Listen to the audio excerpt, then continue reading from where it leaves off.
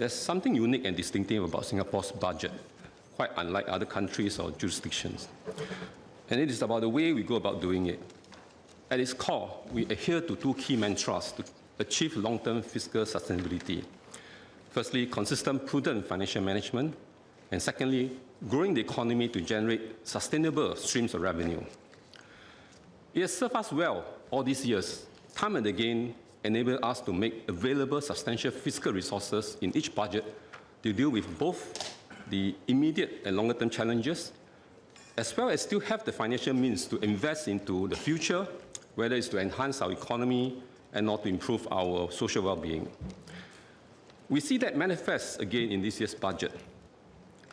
The immediate task, of course, on hand is remains to help Singaporeans tackle cost pressure.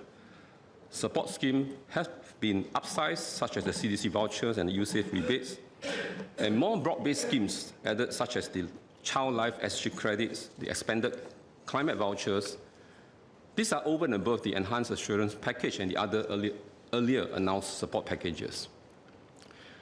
There is also more support for families and the seniors, such as the large family schemes, the matched Medisave schemes, the enhanced support for long-term care costs, the enhanced home caregiving grant, just to mention a few.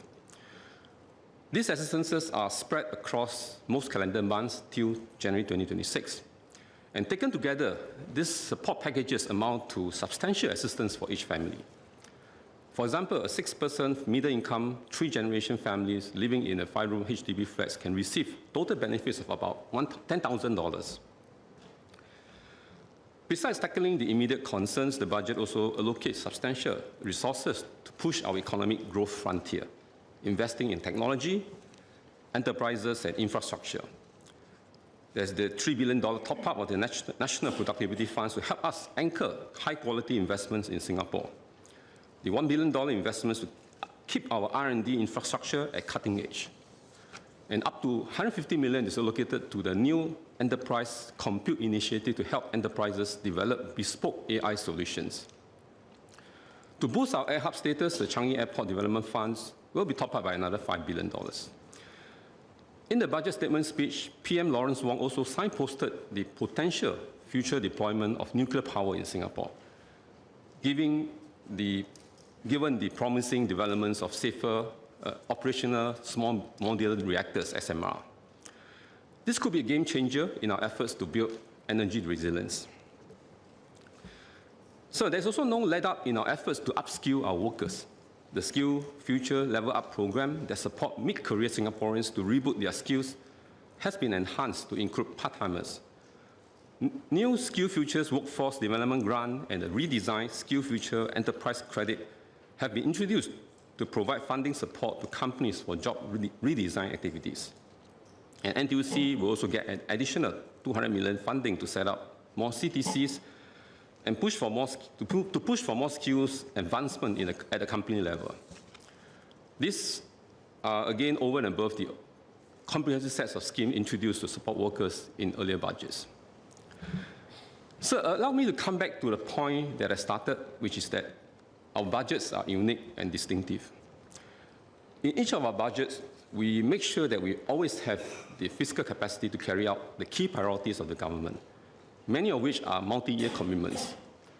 The ability to always have significant, stable funding to tackle short to longer-term challenges, and yet able to invest for a better future, and of course still have savings for rainy days, is what makes Singapore budgets unique and distinctive. Many governments in the world would find achieving this an uphill task or an almost impossible task to achieve.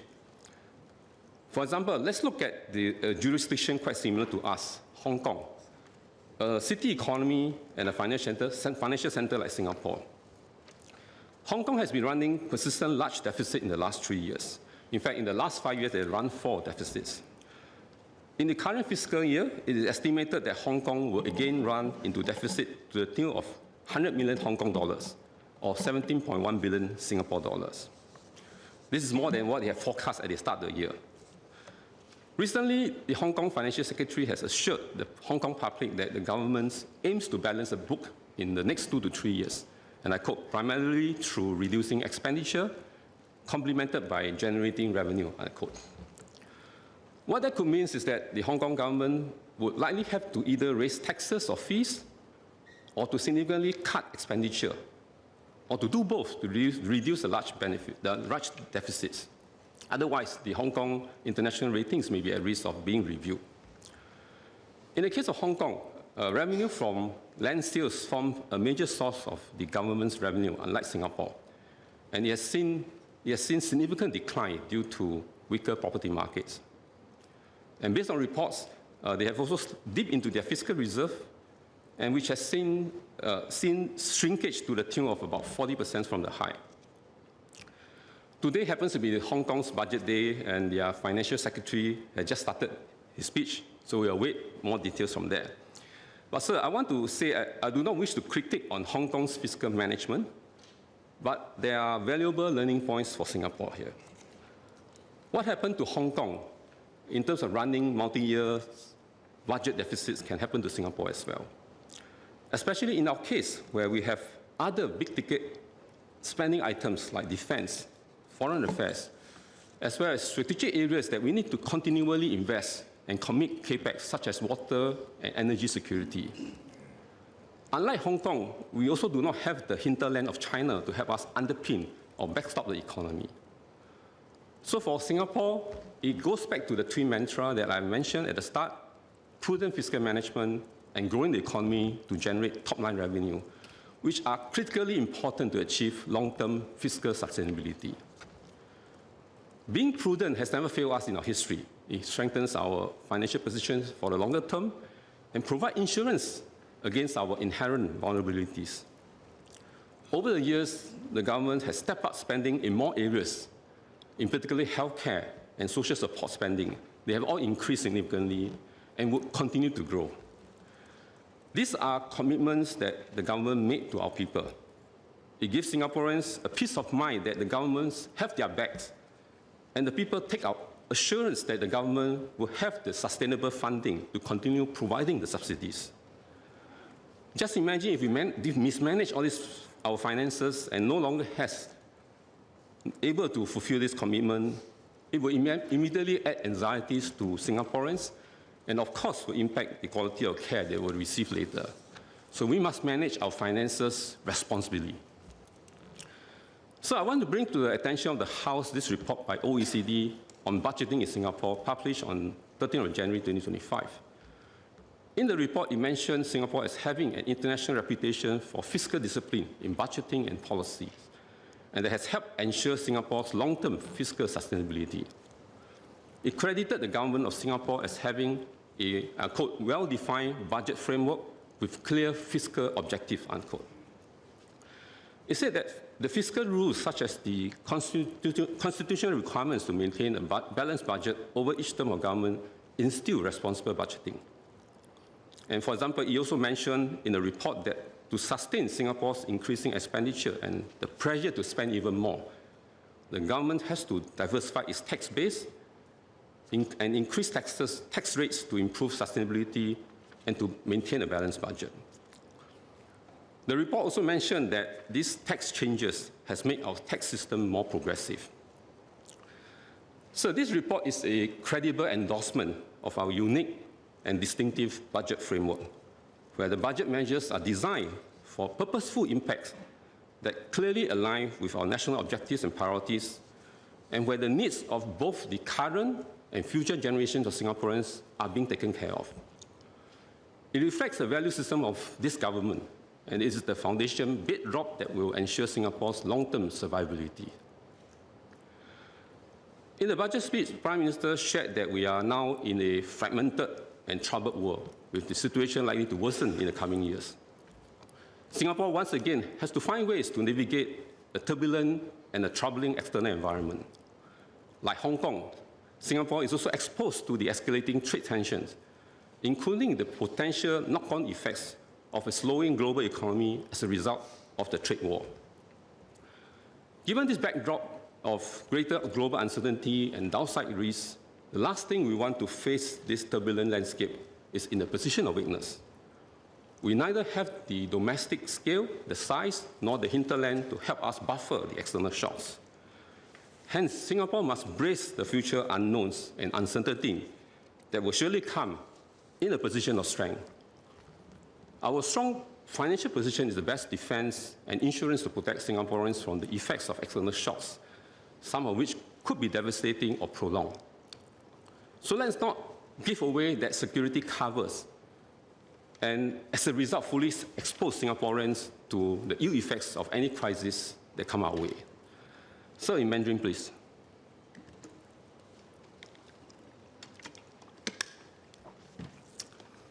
首先，我想点出我国每届的财政预算的独特之处，那就是通过我们的谨慎的财政管理，在每一届的财政预算案，我们都会有相当充足的财政资源来应对我们眼前所面对的挑战。如像这次的财政预算案，继续加强力度地帮助国人缓解目前高生活费的状况。除此之外， 我们也要确保有足够的财政资源来解决我们未来中长期所面对的挑战，如新建更多的医疗设施来应对未来人口改变所带来的需求，建设长期稳定的能源供应，能延续性地翻新我们的市政，加强我们的国家治安国防，照顾好我们社会上需要我们关心的那些弱势群体等等。 很少国家的财政预算案能像新加坡一样，有那个财政实力，不只顾及眼前，又能为接下来的日子铺路，稳健发展，让国人有一份安心。所谓小心能使万年船，自建国独立以来，我们都秉持着谨慎的财政管理理念，这让我们能累积宝贵的资源。 可以未雨绸缪，大大帮助了我们应对许多国际危机的这个能力。这的确是我们的上上之策，好让新加坡能扎实稳健地发展与昌盛。So in this budget and the one before, many of our wish lists were answered, and I'm pleased that the number of my suggestions to the Prime Minister have also found its way into the budget. Indeed, many ideas and suggestions from Singaporeans were taken on board, especially those from the Forward Singapore exercise. It shows that the government is listening, and it reflects a refreshing relationship between the new PM's government and Singaporeans. So in closing, I would like to seek a clarification, put forward a suggestion, and make a request. Let me start with the clarifications. It is about the overall surpluses for FY 2024 and 2025. Of $6.4 billion and $6.8 billion respectively. These are eye-catching numbers. Such large surpluses will understandably bring into question whether we have prematurely raised the GST. Although it should be noted that the assurance package in the earlier budgets would have delayed the effects of the GST increase by at least 5 years for the majority of Singapore households, and with this budget on, it could be delayed further. So I took a closer look at the Annex H-1 in the budget documents, and the main contributor to the large overall surpluses is a significant increase in the corporate income tax (CIT) collections. In budget 2024, CIT was initially estimated as $28.03 billion and later revised to $28.38 billion. The latest revised figures for CIT in this year's budget paper now stands at $30.88 billion, an increase of $2.5 billion from the earlier estimates. The estimate for the CIT for the next FY is also a high figure of $32.67 billion. I can understand that with a stronger than expected economic growth in 2024, the corporate tax income revenue is expected to rise. And conversely, if the economy slows or enters into a recession, there could be downside to the CIT. In Annex H-1, it also reported high figures for the capitalization of nationally significant infrastructure, estimated to be $4.17 billion for FY24 and $4.63 billion in FY25. These large capitalization numbers get added into the overall fiscal position and contributed to the largest overall surplus numbers. So I'd like to seek clarification from the Prime Minister and the Finance Minister as to why are these capitalizations values being added to the overall computation of the fiscal surplus. Is this capitalization an accounting item, or is it a cash item that can be used to fund current expenditures. So my second point is the suggestions. I applaud the government for introducing the large family schemes to support families with 3 or more children. Having more kids will also mean higher household income expenditure for families, and hence any additional assistances and support will be welcomed by families. So can I ask if the government can extend these rationales of support to housing as well? And it's understandable that families with 3 or more children would also need more spaces in their home. So I hope HDB can look into helping these larger families and consider giving them priorities when they apply for bigger flats, like the 5-room flats. So my final point is a request that's related to public transport fare. At last year's budget debate, I asked for the government to keep watch of the public transport fare and to consider once-off assistance to moderate the fare increase if the budget position permits. And I'm glad that and thankful that the government did provide a once-off additional subsidy of $250 million over and above the $2 billion a year subsidies to moderate the fare increase. So this year I would like to put up a similar request for the government to consider another once-off subsidy should the PTC again recommend to increase public transport fare. It will go a long way to help relieve public transport costs for commuters and hopefully help nudge more to move towards a car-like society. And so with that, I support the budget.